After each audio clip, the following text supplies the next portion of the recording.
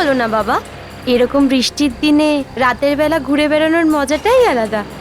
কিন্তু বৃষ্টি হলে আরো মজা হতো, তাই না পিসি? স্নেহা ঠিকই বলছে। ভালো হয়েছে আমরা সবাই বাইরে বেরোনোর প্ল্যান করেছি, না হলে বাড়িতে বসে টিভি দেখতে হতো। একদম ঠিকই বলেছো।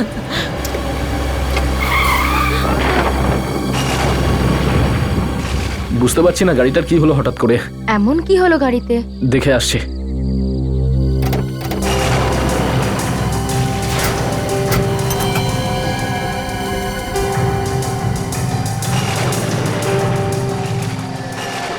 কি হলো নিহাল? কিছু বুঝতে পারছি না কি হয়েছে। এই দেখো, ভগবান কাউকে পাঠিয়ে দিয়েছে আমাদের সাহায্যের জন্য।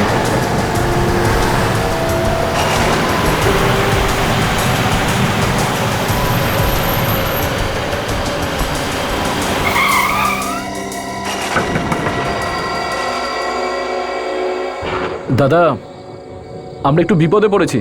আমাদের গাড়িটা খারাপ হয়ে গেছে। আশেপাশে কোনো গ্যারেজ আছে? গ্যারেজ? আর এখানে এখানে গ্যারেজ কোথা থেকে আসবে? কোনো হোটেল বা কিছু? এখানে কোনো হোটেল টোটেল নেই। হ্যাঁ, কিন্তু একটা জায়গা আমি চিনি যেখানে তোমরা রাত্রে থাকতে পারো। কোন জায়গা? এখানে কাছেই একটা বাংলো আছে, বড় পুরনো। ওই জায়গা তোমাদের জন্য ঠিক হবে। তাড়াতাড়ি বলো, আমার হাতে এত সময় নেই, আমার পাশের গ্রামে কিছু কাজ আছে। ঠিক আছে দাদা, আমাদেরকে কি ওই বাংলো পর্যন্ত ছেড়ে দিতে পারবেন? বসে পড়ো। 1 মিনিট, আমরা একটু জিনিসপত্রগুলো নিয়ে নাও।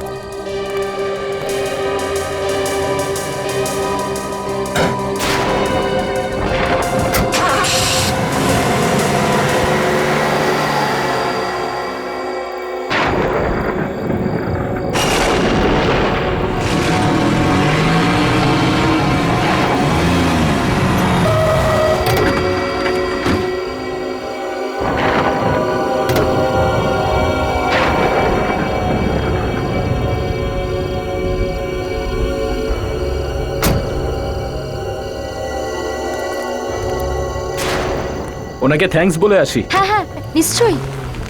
আরে দাদা, কোথায় যাচ্ছেন? যাও, থ্যাংক ইউ বলারও সুযোগ দিল না। আমাদের জন্য অনেক ভোগান্তি হলো ওনার, তাই না? ভালো হয়েছে উনি আমাদের ছেড়ে দিলেন, না হলে সারা রাত জঙ্গলেই কাটাতে হতো। চলো এবার যাই ভিতরে, দেখি কে আছে ভিতরে। চলো। সাবধানে। এই হলো বাংলো। বাবা, এই বাড়িটা আমার খুব ভালো লেগেছে। তোমার কি রকম লাগলো বাড়ি? ভেতরে গিয়ে দেখা যাক। চলো যাওয়া যাক। এর থেকে ভালো হয়েছে বাড়িটা পেয়ে গেলাম, না হলে জানাই ছিল না আমরা রাতভর কি করতাম। হ্যাঁ, খুব সমস্যায় পড়তাম। আপনারা কারা? না বলে এখানে কেন এসেছেন? আমরা খুব সমস্যায় পড়েছি। আমরা কি এক রাতের জন্য এখানে থাকতে পারি? আপনারা কি মনে করেছেন এটা কোনো হোটেল? আমাদের মানা আছে, এখানে কাউকে থাকতে দেয়া যাবে না। শুধুমাত্র একটা রাতের জন্য, কালকে সকাল হতেই আমরা চলে যাব। না না, এখানে কেউ থাকতে পারবে না। আপনি চাইলে টাকা নিতে পারেন। টাকার লোভ দেখিও না আমাকে, কোনো লাভ নেই। দাদা, টাকার লোভ দেখাচ্ছি না। আমাদের এই ছোট ছোট বাচ্চা রয়েছে, এত রাতে এদেরকে নিয়ে কোথায় যাব? ঠিক আছে, এই বাচ্চাদের জন্য থাকতে দিলাম, না হলে এখানে কিন্তু একদম থাকতে দিতাম না। এনারা কারা আপনার সাথে? এই তো আমি আছি, এই আমার স্ত্রী, এই আমার বোন, আর আমাদের সাথেই বাচ্চারা আছে। ঠিক আছে, আসুন আমার সঙ্গে। চলো। আসুন, ভেতরে আসুন।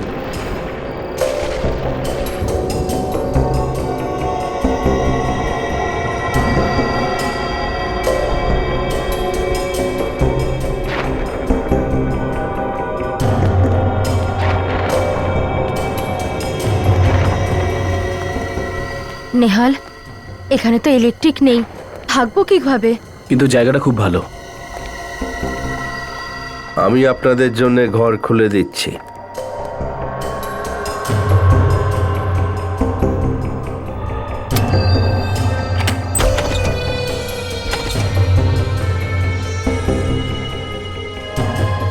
আপনাদের জন্য আমি ঘর খুলে দিয়েছি, ওখানেই থাকুন, কিন্তু মাত্র 1 রাত্রের জন্য। হ্যাঁ হ্যাঁ হ্যাঁ, ব্যাস ব্যাস, শুধু আজকে রাতটুকু, কাল সকালে আমরা চলে যাব। চলো যাওয়া যাক।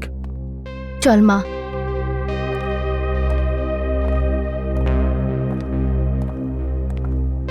বাচ্চারা, তোমরা ওই ঘরটায় যাও, গুড নাইট। Good night. আর দরজাটা বন্ধ করে দাও। ঘুমিয়ে পড়বে। হ্যাঁ হ্যাঁ, বাই। Good night. আর শোন, হ্যাঁ দাদা, তুই এই ঘরটায় যা। ঠিক আছে দাদা। ওকে, গুড নাইট সবাইকে। Good night. আর আমরা এই ঘরটায় যাই। ওকে।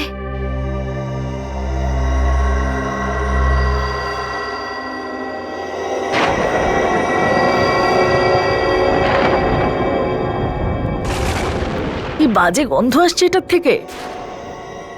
ইস, এটাও খুব নোংরা। ছি, কত মশা এখানে। এই আওয়াজটা, কে ওখানে? কে?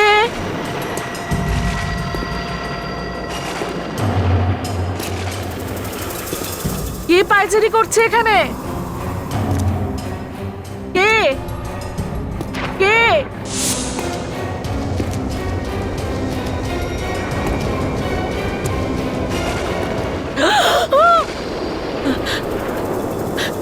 কে ওখানে? পর্দার পিছনে কে আছে?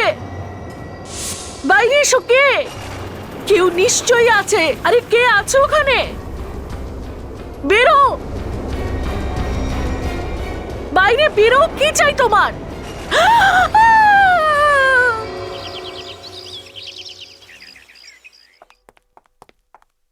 এইদিকে। এই যে বাবু মশাই, আপনারা তো দেখছি কথা দিয়ে কথার দাম রাখতে জানেন। সবাই রেডি? আপনাদের জিনিসপত্র কই? দেখুন, আপনার সঙ্গে একটু কথা আছে আমার। কি বলতে চান? খারাপভাবে নেবেন না, আমাদের পরিবারের সবার এই জায়গাটা খুব পছন্দ হয়েছে। এখানে কি আমরা আর একটা দিন থাকতে পারি? না না, আপনারা আমাকে কথা দিয়েছেন যে সকাল হতে এখান থেকে চলে যাবেন, আর আপনাদের এখনই চলে যাওয়া উচিত। এটাই ঠিক হবে। আসলে ব্যাপারটা হলো, এই জায়গাটা এতটাই ভালো লেগেছে যে আমি এই বাংলোটা কিনতে চাই। কিনতে চান? কিন্তু লাভ কি এটাকে কিনে? এখানে বিদ্যুৎ নেই আর অনেক কিছু নেই। এটা এটা কি করে পছন্দ হলো আপনার বাড়িটা? ব্যাস, শুধু ভালো লাগার ব্যাপার দাদা। জায়গাটা খুব ভালো, আমার ভালো লেগেছে। আর এই বাড়িটার বাস্তুটা খুব সুন্দর। আগেকারের লোকেরা কি করে বাড়ি বানাতো সেটা দেখেই অবাক হতে হয়। এবার তো আমরা থাকতে পারি। আমরা কালকে চলে যাব, পাক্কা। ঠিক আছে, এমনিতেই এই জায়গার মালিক এটাকে বেচে দিতেই চায়, আর আপনারা যদি এটাকে কিনতেই চান তাহলে ঠিক আছে। ধন্যবাদ দাদা। চলো, ভালো হলো উনি ভালোই ভালো মেনে নিয়েছেন, না হলে আরো হাত জোড় করতে হতো। আরে রিয়া, চলো রিয়ার সাথে কথা।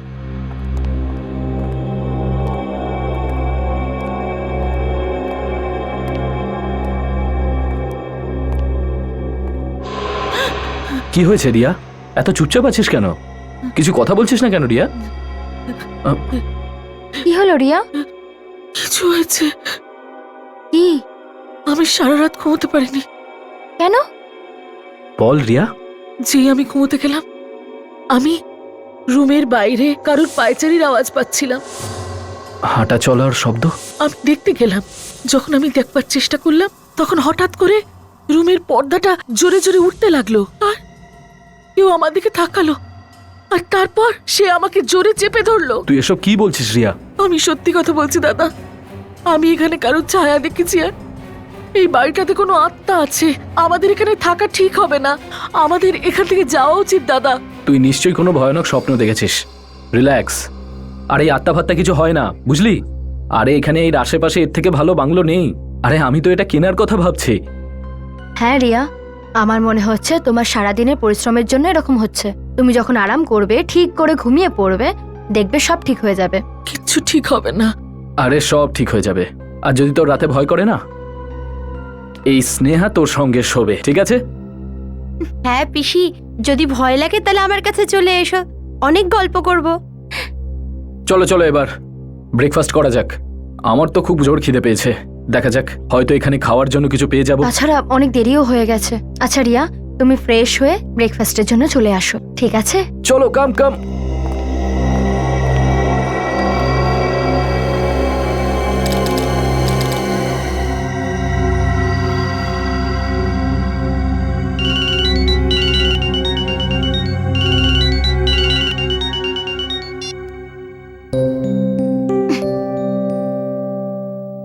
Good morning.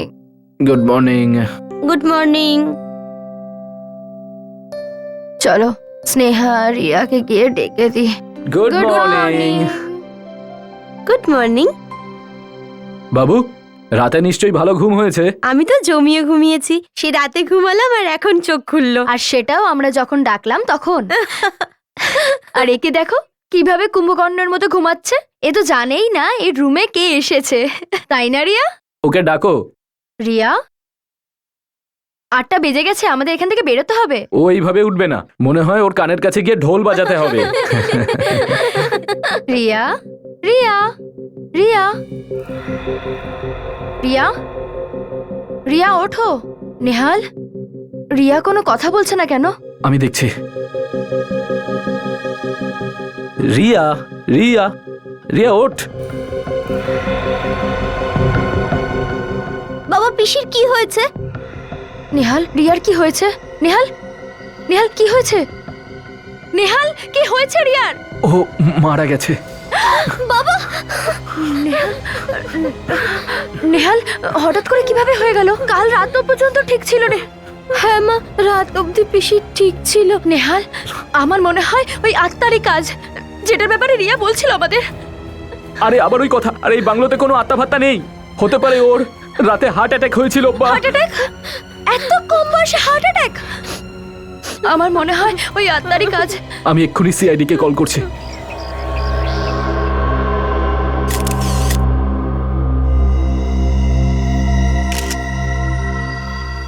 সচিন, ফ্রেডি, একটু আশেপাশে দেখো তো, দেখো কোনো অদ্ভুত কিছু পাও কিনা।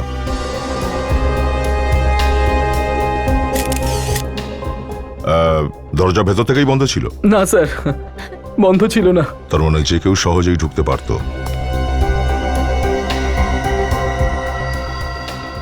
গলায় কোনো চিহ্ন আছে? না স্যার। নাক থেকে রক্ত বেরিয়েছে? স্যার, রাতে তো ঠিকভাবেই শুয়েছিল, সকালে এসে দেখলাম তো। রাতের বেলা পুরোপুরি সুস্থ ছিল আর আর সকালে মারা গেল? এই রুমের মধ্যে আর কেউ শুয়েছিল? হ্যাঁ স্যার, আমার মেয়ে স্নেহা ওর সঙ্গে ছিল। স্নেহা, তুমি কি কিছু জানো এর মৃত্যু কিভাবে ঘটলো? না স্যার, সকালে যখন মা বাবা এসে তুললো তখন জানতে পারলাম। কোনো চিৎকার চেঁচামেচির আওয়াজ শুনতে পাওনি? এ তো অনেক গভীরভাবে ঘুমিয়ে থাকে। স্যার, আপনাকে একটা কথা বলতে চাই। কি? আমার মনে হয় এখানে কোনো আত্মা আছে। আত্মা? তার মানে আপনি বলতে চাইছেন যে ওর মৃত্যু আত্মার জন্য হয়েছে? হ্যাঁ, কেননা প্রথম দিন ও আলাদা রুমে একা শুয়েছিল আর ও বলেছিল যে একজন কেউ ছিল ওখানে। যদি এ খুনি হয়ে থাকে তাহলে সেটা কোনো মানুষেরই কাজ।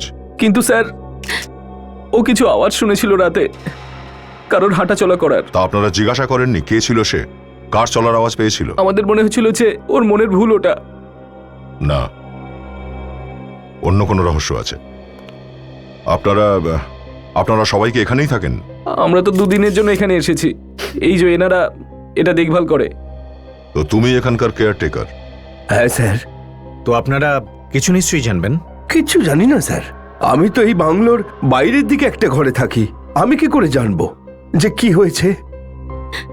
হ্যাঁ সাহেব, কাল রাতে ওর শরীর খুব খারাপ ছিল, সারা রাত কেশেছে আর ঘরের বাইরেও যায়নি। এ রুমের বাইরে যায়নি, এ গভীর ঘুমে আচ্ছন্ন ছিল, আর বাকিরা কেউ কিচ্ছু জানে না। তো তাহলে জানা যাবে কি করে যে এর মৃত্যুটা হলো কিভাবে? আচ্ছা, এর কি কোনো ধরনের অসুখ বিসুখ ছিল, কোনো হার্টের প্রবলেম ইত্যাদি? না, এরকম কোনো অসুখ ছিল না। সাহেব, ওদেরকে এখানে রেখে আমরা খুব বড় ভুল করেছি সাহেব। আমরা কি জানতাম এখানে এইসব কাণ্ড ঘটবে? স্যার, আমরা তো ছুটি কাটানোর জন্য গোয়া যাচ্ছিলাম, রাস্তায় আমাদের গাড়ি খারাপ হয়ে গেছে আর এখানে এসেছি। তো আপনারা এই জায়গাটার ব্যাপারে আগে থেকে সব জানতেন? না স্যার, না। একটা লোক আমাদের এখানে এনেছিল। কে ছিল লোকটা? জানি না কে এসে, আমাদের গাড়ি খারাপ হয়ে গেছিল, আমরা তখন রাস্তায় দাঁড়িয়েছিলাম, তো ওই লোকটা ওখান থেকে যাচ্ছিল, তো আমরা ওকে হোটেলের ব্যাপারে জিজ্ঞেস করলাম, আর ও আমাদের বললো যে আশেপাশে কোনো হোটেল নেই, কিন্তু একটা বাংলো আছে যেখানে আমরা থাকতে পারি। ও নিজের গাড়িতে করে আমাদের এখানে নিয়ে এসেছিল। আচ্ছা, ওই লোকটাকে দেখতে কেমন ছিল? ওর বয়স প্রায় 60 বছরের মতো হবে। ওই লোকটা চোখে কালো চশমা পড়েছিল আর একটা শল গায়ে দিয়েছিল। আর হ্যাঁ স্যার, ও বলছিল যে ওর পাশের গ্রামে কোনো কাজ আছে। আপনার লোকটার গাড়ির নাম্বার মনে আছে? স্যার, ওর একটা পুরানো সাদা রঙের ভ্যান ছিল আর ওর নাম্বার ছিল XOZ45 A9094। আচ্ছা, আমাদের একটু ওই জায়গাটা নিয়ে চলুন যেখানে আপনাদের গাড়িটা খারাপ হয়েছিল। আশেপাশের গ্রামের মধ্যে গিয়ে এই লোকটার ব্যাপারে খোঁজ করতে হবে। ওই নেহাল বলছিল যে এই ভ্যানের মালিক তার এই গ্রামে কোনো কাজ ছিল, আর ওর স্ত্রী নিতা বলছিল যে ওই ভ্যান যেটা ছিল সেটা সাদা রঙের ছিল। হ্যাঁ স্যার। দেখো এই গ্রামে কোথাও ভ্যানটা আছে বা ভ্যানের বিষয়ে কেউ কিছু জানে কিনা। স্যার, সাদা ভ্যান। আরে ভাই ফ্রেডি, এই ভ্যানের অবস্থা দেখেছো? এটা দেখে তো মনে হচ্ছে এটা কয়েক বছর ধরে দাঁড়িয়ে আছে। আর সামনের একটা টায়ারও নেই। যদি এই ভ্যানটা চলতেই না পারে তাহলে নেহাল আর তার ফ্যামিলি এই ভ্যানে বসেছে কিভাবে? দেখো একবার কিছু পাওয়া যায় কিনা।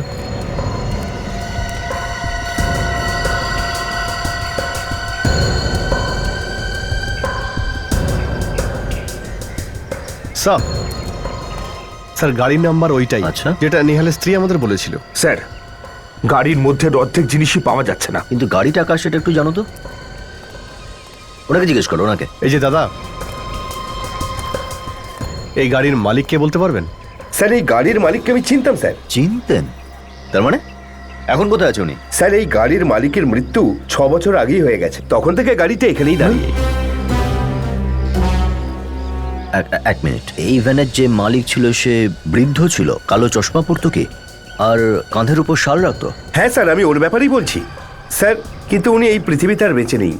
কিন্তু আপনারা আমাকে এসব কেন জিজ্ঞাসা করছেন? দেখুন, আমরা সিআইডি থেকে একটা কেসের ব্যাপারে জিজ্ঞাসাবাদ করছি। সিআইডি? আচ্ছা দাদা, এই ভ্যানের মালিক কি সত্যি সত্যি মারা গেছে নাকি? হ্যাঁ। ঠিক আছে, ঠিক আছে, আপনি এখন যেতে পারেন। প্রয়োজন হলে আবার ডাকবো। Thank you. স্যার, আমার তো মনে হচ্ছে নেহালকে কোনো আত্মাই লিফট দিয়েছিল, তাই তো নেহাল বেঁচে গেছে আর ওর বোন মারা গেল। তোমার আত্মা যেই হোক না কেন, তাকে আমি ঠিক ধরবই।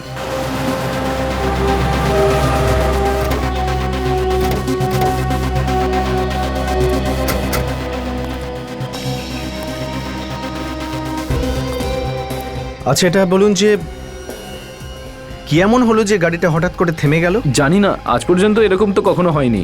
আমার তো বিশ্বাসই হচ্ছে না যে আমার গাড়ি রাস্তায় এইভাবে খারাপ হতে পারে বলে।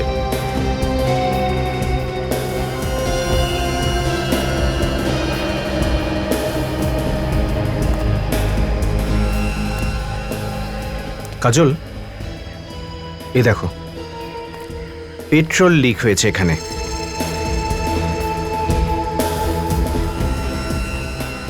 এতটা পেট্রোল এভাবে কি করে পড়তে পারে? কাজল, আসলে ব্যাপার হলো যে অনেক সময় গাড়িতে কোনো আঘাত লাগে, গাড়ির ট্যাঙ্ক ফেটে যায় আর অয়েল পাইপ থেকে লিকেজ হতে থাকে। দেখা যাক এখানে কি হয়েছে।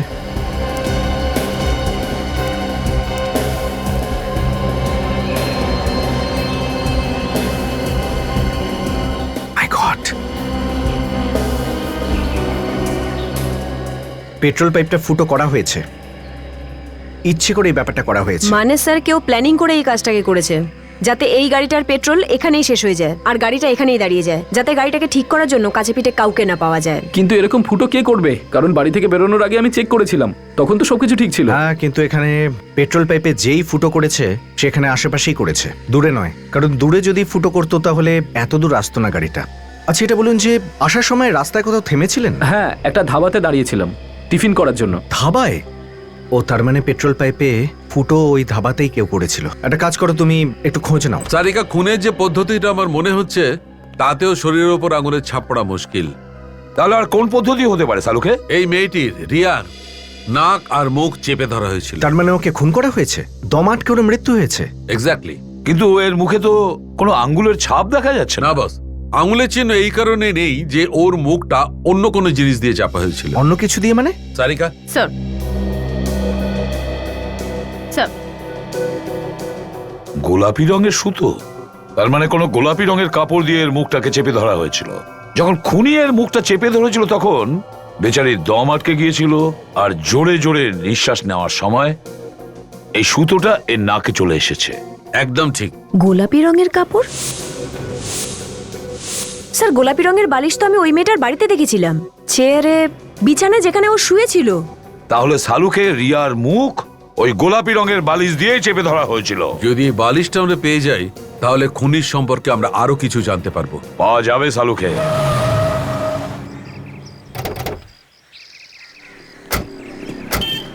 এই হলো সেই ধাবা যেখানে টিফিন করেছিলাম। আর গাড়িটা কোথায় ছিল? ওখানে। এদিকে। এই এখানেই গাড়ি ছিল। এখানেই পার্ক করা ছিল? হ্যাঁ। এ দেখো কাজল, জলের উপর অনেক পেট্রোল পড়ে আছে। স্যার হতে পারে ওরা যখন এখানে খাবারের জন্য দাঁড়িয়েছিল সেই সময়ই এখানে কেউ এসে এই কাজটাকে করে গেছে। আচ্ছা এটা বলুন যে যখন আপনারা এখানে খাচ্ছিলেন গাড়ির আশেপাশে কিছু অদ্ভুত দেখেছেন? না, এরকম তো কিছু দেখতে পাইনি। কি হয়েছে দাদা? কি হারিয়েছে? আপনারা কি খুঁজছেন? সূত্র খুঁজছি। কিসের সূত্র? দেখুন আমরা সিআইডির লোক, আর কিছু খোঁজ খবর নিচ্ছি। আপনি ওনাকে ফ্যামিলির সাথে এই ধাবায় খাবার খেতে দেখেছিলেন?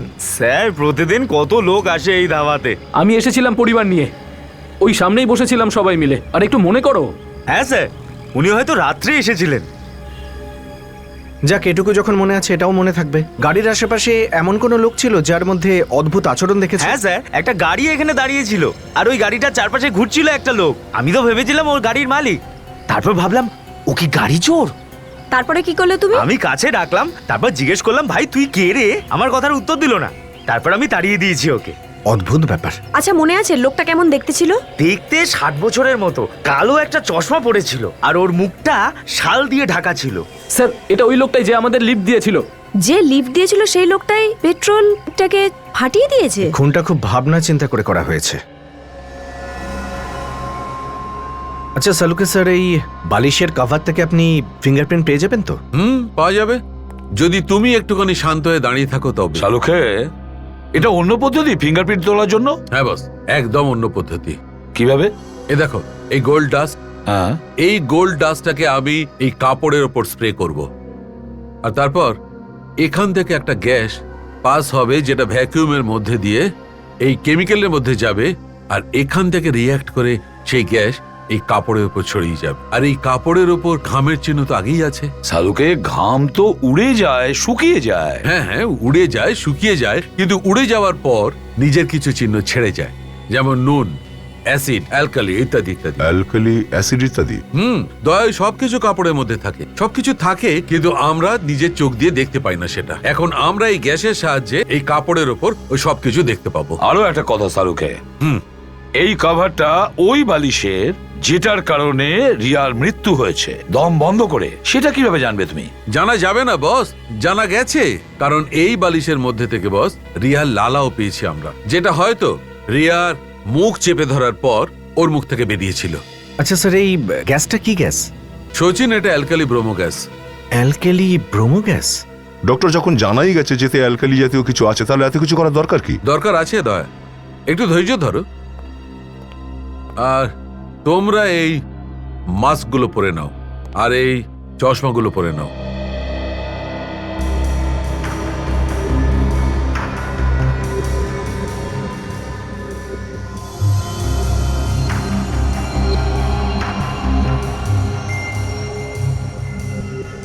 এখন বস, আমি এই গ্যাস এই কাপড়ের উপর ছাড়ছি।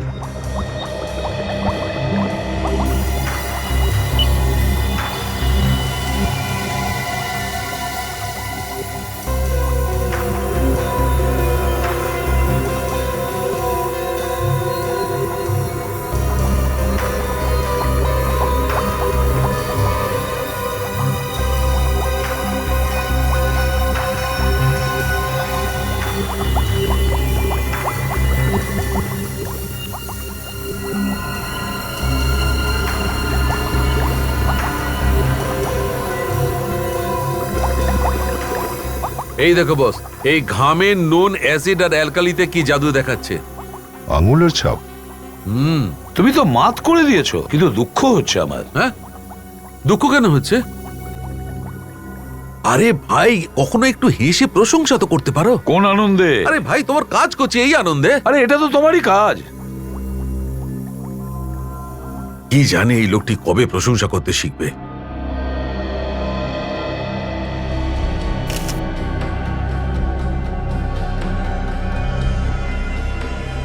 এই দেখো বস, ওই বালিশের ওপর যে আঙুলের ছাপটা ছিল সেগুলো এইটা। এখন এই আঙ্গুলের ছাপ ওই লোকগুলোর আঙ্গুলের ছাপের সঙ্গে আমাদের ম্যাচ করে দেখতে হবে, যারা ওই রাতে রিয়ার সঙ্গে ওই বাংলোতে ছিল। সচিন স্যার, কাজলকে বলো যে ওদেরকে নিয়ে আসতে। আসুন। আপনারা আমাদের এখানে কেন ডেকেছেন? খুনির খোঁজ পেয়ে গেছেন নাকি? না, খুনিকে আমরা এখনো জানিনি। আপনাদের আঙ্গুলের ছাপ নেওয়ার জন্য আমরা এখানে ডেকেছি। তাহলে আসুন, আপনারা প্রত্যেকে একে একে নিজেদের আঙ্গুলের ছাপ দিন। আমাদের আঙুলের ছাপ? আগে হ্যাঁ। তো কি আমরা খুন করেছি? এদের কেন ছাপ নিচ্ছেন না, কেয়ারটেকারদের? কেন আমি কি খুন করেছি নাকি? দেখুন, কে খুন করেছে আর করেনি এই সার্টিফিকেট তো আপনাদের কারোর কাছে নেই।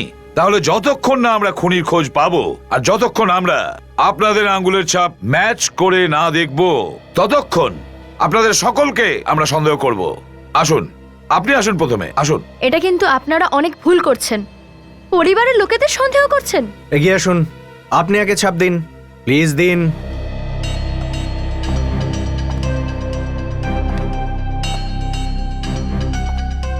হাতটা রাখুন।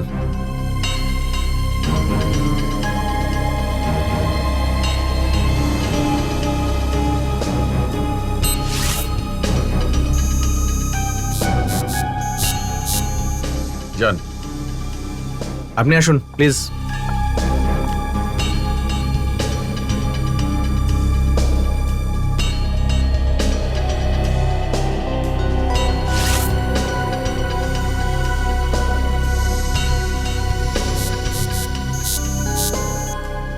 সরে যান আপনি প্লিজ। আসুন।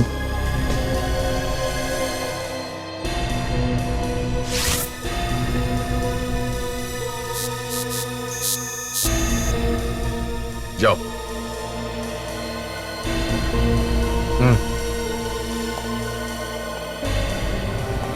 হাত রাখুন।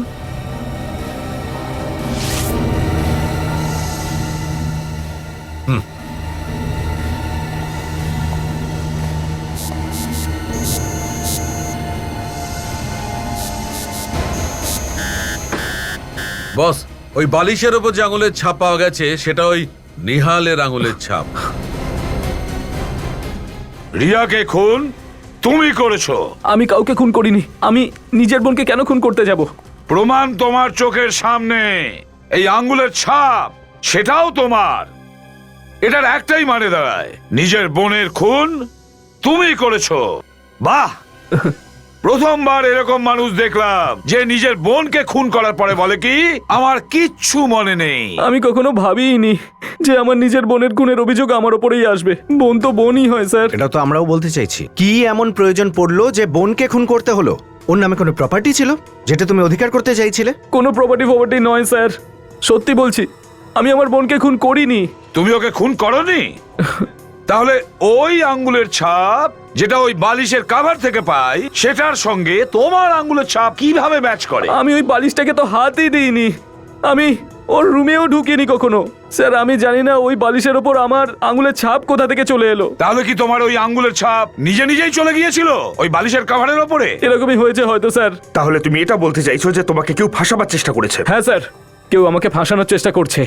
কে ফাঁসাতে চাইছে? ওই বুড়ো লোকটা যে তোমাদের ওই বাংলোয় পৌঁছে দিয়েছিল, নাকি ওই বাংলোর কেয়ারটেকার?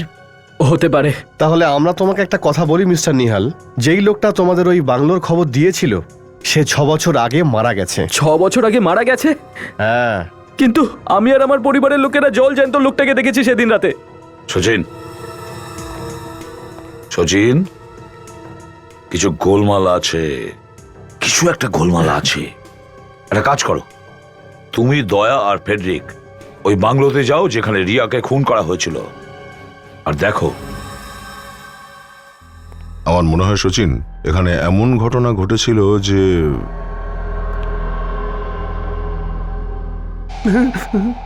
কি হচ্ছে ফ্রেডি? কি ব্যাপার? যদি ওনারা জানতে পারেন যে আমরা এখানে আছি তাহলে তাহলে কি ভয় পাচ্ছ না? ভয় কে পাচ্ছে? ফ্রেডি, নিজের ঠোঁট দুটো বন্ধ করো আর চুপচাপ গিয়ে ওই দেয়ালের দিকে মুখ করে দাঁড়িয়ে পড়ো। যাও। স্যার, একটা আওয়াজ আসছে। লুকিয়ে পড়ো।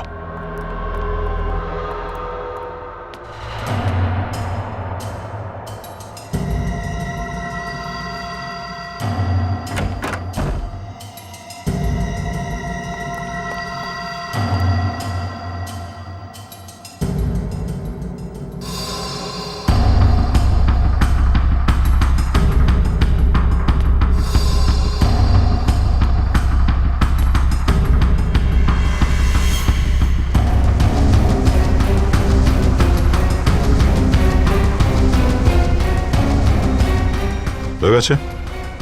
হ্যাঁ নেহাল, আমি জানতে চাইছি তোমার কাজ হয়ে গেছে নাকি? এরকম চুপ করে থাকলে চলবে না। এই বালিশটা দিয়ে কাকে খুন করতে চাইছিলে? হ্যাঁ, কাকে? এই পুতুলটাকে? হ্যাঁ, ওর কি কিছু হয়েছে নাকি কিছু হওয়ার নাটক করছে? সব সময় লোকে নিজের জীবন বাঁচানোর জন্য নানা রকম বাহানা খুঁজে বের করে। এরকম ভূতের মতো দাঁড়িয়ে থেকে কোনো লাভ হবে না। নেহাল, স্যার, এর চোখের মণি দুটো দেখুন, কেমন যেন লাগছে না? কেউ দেখছি একে হিপনোটাইজড করে দিয়েছে। এ জানেই না যে কোথায় আছে আর কি কাজ করছে। একে শিগগির এই অবস্থা থেকে বাইরে বের করতে হবে। মিতা দেবী, এই কথাটা একরকম সত্যি যে খুন নেহালি করেছে। এটা কি বলছেন আপনি? আমি প্রথমেই বলেছি আমার স্বামী ওর বোনের খুন করতে পারে না, আর আপনি বলছেন? এমনটাই হয়েছে, আর সেটা হতে আমরা নিজের চোখে দেখেছি। নেহাল ওই রুমে গিয়েছিল যেখানে ওই খুনটা ঘটেছিল, আর ওখানে গিয়ে বালিশ দিয়ে খুন করার চেষ্টাও করেছিল। কি বলছেন আপনি? দেখুন, ওনাকে হিপনোটাইজ করা হয়েছে আর ওনাকে দিয়ে অন্য কেউ কাজটা করাচ্ছে। হিপনোটাইজ? হ্যাঁ, হিপনোটাইজড। আর সবই প্ল্যানিং করেই করা হয়েছে। রাস্তার মাঝে আপনাদের কার খারাপ এমনি এমনি হয়ে যায়নি, কেউ জেনে বুঝে খারাপ করেছিল, আর তারপর এখানে রিয়াকে এখানে এনে খুন করা হয়েছে। এটা হতে পারে না। এমনটাই হয়েছে। কে করেছে খুন? অমিত। হ্যাঁ, অমিত। অমিতটা আবার কে? এর আগে তো তার নাম শুনিনি আমরা। অমিত নেহালের বন্ধু। অমিত নেহালের বন্ধু? কিন্তু অমিতই কেন? কারণ অমিত হিপনোটিজম করতে জানে। আচ্ছা, অমিত হিপনোটিজমটা ভালো করেই জানে। হ্যাঁ। এই অমিত থাকে কোথায়? অমিত বেশিরভাগ দিনেই সঙ্গিনী থিয়েটারে হিপনোটিজমের শো করে থাকে। প্লিজ ফোনটা একটু দিন। Please give me your phone.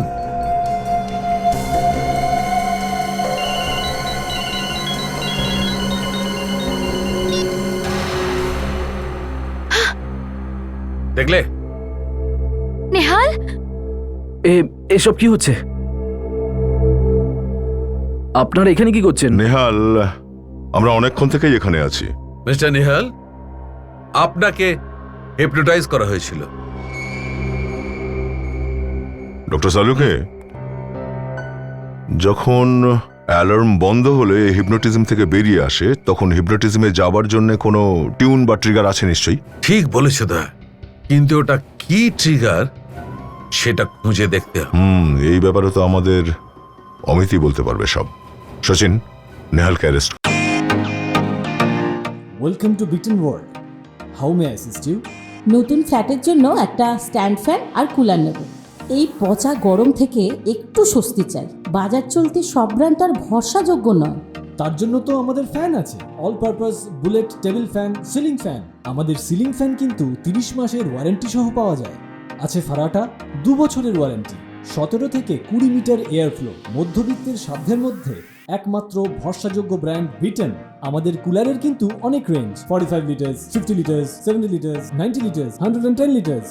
Honeycomb সহযোগে বিটেনের সব কুলারের ওয়ারেন্টি 1 বছর। চেনা হাওয়ায় অচেনা অনুভূতির জন্য একমাত্র আদর্শ বিটেন। গরমে স্বস্তি পেতে বিটেনের ফ্যান হোক বা কুলার, আজই আনুন বাড়িতে। Beaten, digitally yours.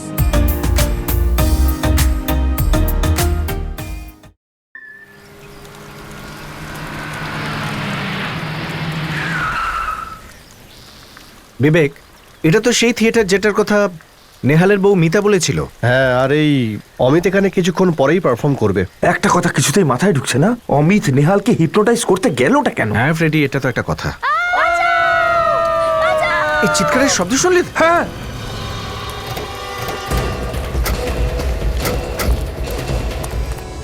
এদিক দিয়ে এসেছে। সরে যান এখান থেকে, সরে যান প্লিজ। My god. চলো চলো। এ তো মারা গেছে, মনে হচ্ছে ও সুইসাইড করেছে। কিন্তু বিবেক, যেমনটা সবসময় দেখা যায় সেটা হয় না। আচ্ছা, আপনাদের মধ্যে কেউ ওকে আত্মহত্যা করতে দেখেছেন? না স্যার, দরজা খুলে ঢুকে দেখি ইনি মরে পড়ে আছেন। আর কেউ ছিল এখানে এই গ্রিন রুমে? না স্যার, এখানে তো আর কেউ থাকেন না। কেউ এইরকম ভাবে দরজা খোলা রেখে আত্মহত্যা করবে না। হ্যাঁ বিবেক, এই প্রশ্নের উত্তরও আমাদের পেতে হবে। আচ্ছা, এই বন্দুকটা ভালো করে দেখুন, এতে সাইলেন্সার লাগানো আছে। আরে দেখুন, নাম্বারটাও মুছে ফেলা হয়েছে। কে করেছে এটা? না স্যার, এই ব্যাপারে কিছু জানি না। ঠিক আছে বিবেক, আস্তে তোলো। কাগজ।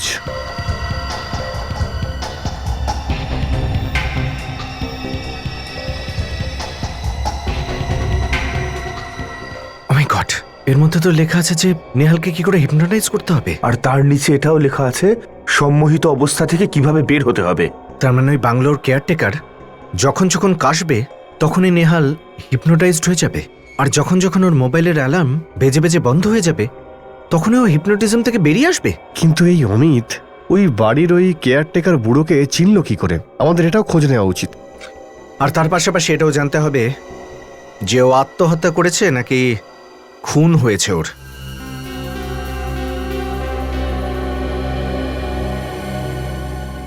স্যার, গানের মধ্যে কোথাও আঙুলের ছাপ নেই। না সচিন, আর এই বন্দুকের নাম্বারও স্যান্ড পেপার দিয়ে ঘষে ঘষে তুলে দেওয়া হয়েছে। হতে পারে সালুকে খুন করার সময় খুনি গ্লাভস পরেছিল, আর এই জন্য এর ওপর কোনো আঙুলের ছাপ নেই। কিন্তু বস, এই সব কিছুর পরেও এই বন্দুক থেকে পাউডারের মতো কিছু পাওয়া গেছে। সেটা কি স্যার? এ দেখো, এটা অনেকটা তামাকের গুঁড়োর মতো লাগছে বস। তামাকের গুঁড়ো? সালুকে, আমার মনে হচ্ছে এটা সিগারেট তামাক। মানে খুনি নিশ্চয়ই সিগার খায়। বস, একে খুঁজে বার করা সম্ভব। কিভাবে? বলছি শোন, এসো। বস, এই যে কেমিক্যালটা দেখছো না, এতে যদি কোনো জিনিসের ওপর সিগারেট ধোঁয়াও লেগে থাকে না, তাও বোঝা যাবে। আচ্ছা, তাহলে আমরা দেখি।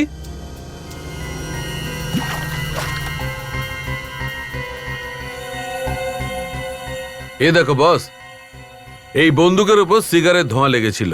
তার মানে হলো সালুকে এই খুনি সিগার খায়। স্যার, এমনটা নয় তো যে অমিত সিগার খেত? আপনি ওর হাত চেক করেছেন? চেক করেছি, ও সিগার খায় না। স্যার, আমাদের ওই লোকটাকে খুঁজতে হবে যে সিগার খায়। এই সব নেহালের গাড়ি খারাপ হয়ে দাঁড়িয়ে পড়ে, তারপর সাদা গাড়িটা এসে ওকে লিফট দিয়ে ওই বাংলোতে পৌঁছে দেওয়া, এই সব জেনে শুনে ঠান্ডা মাথায় করেছে। গ্রামে গিয়ে খোঁজ নাও, সিগার খায় এমন কাউকে ওই গ্রামে চেনে কিনা। গ্রামের প্রত্যেকটা লোকের কাছে জিজ্ঞেস করি, এমন কাউকে কখনো দেখেছে কিনা যে লাগাতার সিগার খায়। আরে স্যার, আবার এখানে এসেছেন আপনারা? খুনিকে কি খুঁজে পেলেন আপনারা? এখনো পর্যন্ত পাইনি, তবে খুব তাড়াতাড়ি ধরা পড়বে। আচ্ছা, একটা কথা বলুন, আপনি এমন কাউকে চেনেন যে লাগাতার সিগার খায়? এমন কেউ যে বাইরে থেকে গ্রামে এসেছে? হ্যাঁ স্যার, একটা লোক এখানে আসতো বটে এবং খুব সিগারও খুব খেত। আর স্যার, ও সেই লোকটাকেও চিনতো যিনি ওই পুরনো গাড়ির মালিক ছিলেন। তুমি ওই লোকটাকে চেনো নাকি? হ্যাঁ স্যার, ওর নাম ঋষিকেশ। ঋষিকেশটা আবার কে? স্যার, এই লোকটা বাইরে থেকে বেশ কয়েক বছর আগে এখানে আসে। তখন ওই গাড়ির মালিক বেঁচে ছিলেন আর ও এই জায়গাটা কিনতে চেয়েছিল, কিন্তু এখানে কেস চলছিল তো তাই কিনতেও পারেনি। তার মানে ঋষিকেশ চিনতো ওই লোকটাকে, ও জানতো ওই বয়স্ক লোকটাকে দেখতে কেমন।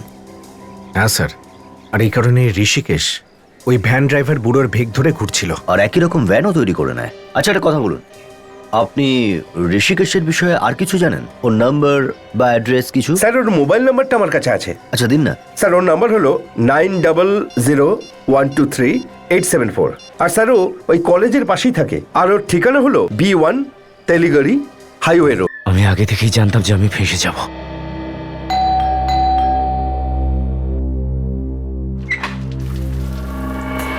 তুমি ঋষিকেশ তো? হ্যাঁ, আপনারা সব জেনে যাবে। কে আপনারা? এভাবে কি করে ভেতরে চলে এলেন? এটা কোন ধরনের অসভ্যতা? এটা অসভ্যতা নয়, এটা বলে যে তোমার সাথে আর কে কে জড়িয়ে আছে এই ষড়যন্ত্রে। ষড়যন্ত্র? কিসের ষড়যন্ত্র? রিয়া আর অমিতের মৃত্যুর ষড়যন্ত্র। আর কি ষড়যন্ত্র? অমিত আর রিয়ার মৃত্যুর ষড়যন্ত্র? হ্যাঁ, আর সেই ভ্যানটাই বা কোথায় যেটা তুমি বানিয়েছিলে? ভ্যান? কোন ভ্যানটার কথা বলছেন? আমি তো কিছু বুঝছি না। তুমি সব জানো, বোকা সাজার চেষ্টা করো না। বলো কোথায়?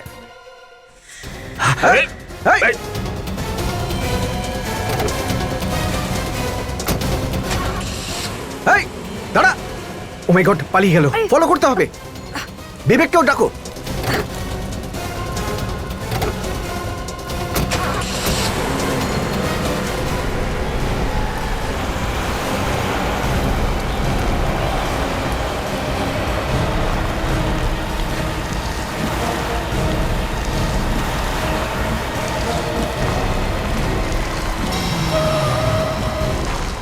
একটা কাজ করি, গাড়িটা সাইড করে দিই, এর ওপর নজর রাখতে হবে। কোনো রকমে বেঁচে গেলাম।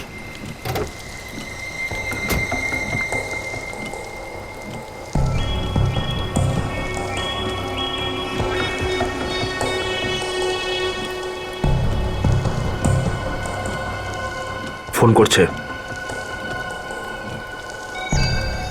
হ্যাঁ, কোথায় আছো? আরে তাড়াতাড়ি আসো না, তুমি এখানে আসো, আমি সবকিছু বলছি। আরে ভাই, সিআইডি গুলো পেছনে পড়ে আছে। হ্যাঁ, সেই পুরনো জায়গাটাই, তাড়াতাড়ি এসো। মনে হচ্ছে কার আসার কথা আছে, আর তার জন্য অপেক্ষা করছে। হ্যাঁ বিবেক, ওর হাবভাব দেখে তো তাই মনে হচ্ছে কাউকে এখানে আসার জন্য বলছে ও। একটা গাড়ি আসছে।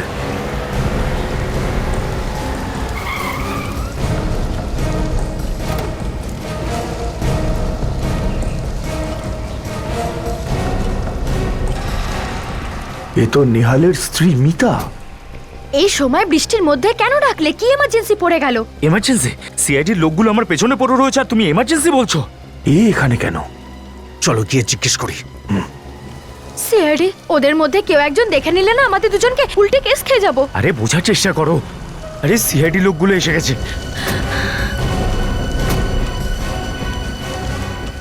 আপনারা এখানে? এই প্রশ্ন আমরা জিজ্ঞেস করছি, আপনি এখানে? এই এই আমাকে ডেকেছে এখানে, এই ফোর্স করেছে আমাকে আসার জন্য। এই আমার ননদ রিয়াকে খুন করেছে, আপনি গ্রেফতার করে নিন। আমি কি করেছি? তুমি মিথ্যে বলছো কেন? আমাকে কেন ফাঁসাচ্ছ ভাই? আমি মিথ্যে বলছি? আমি তো আমাকে ফাঁসাচ্ছি। এই আপনাকে বোকা বানানোর চেষ্টা করছে। আমি মিথ্যে বলছি না, আমি বলছি না, তুমি বলছো।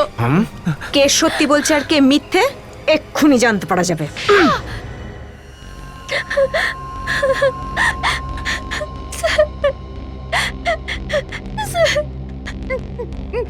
বলো, কেন মেরেছো তোমরা অমিত আর রিয়াকে? নেহালকে ফাঁসানোর জন্য। নিহালকে ফাঁসানোর জন্য?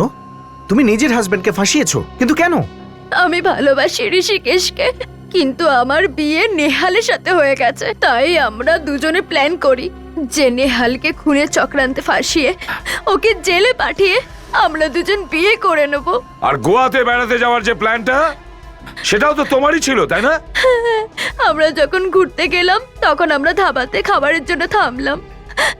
তখন ওই সময় সুযোগ পেয়ে ঋষিকেশ গাড়ির পাইপ ফুটো করে দিয়েছিল। গাড়িটা জঙ্গলের মাঝখানে থেমে যায়, আমি পিছন পিছন আসছিলাম।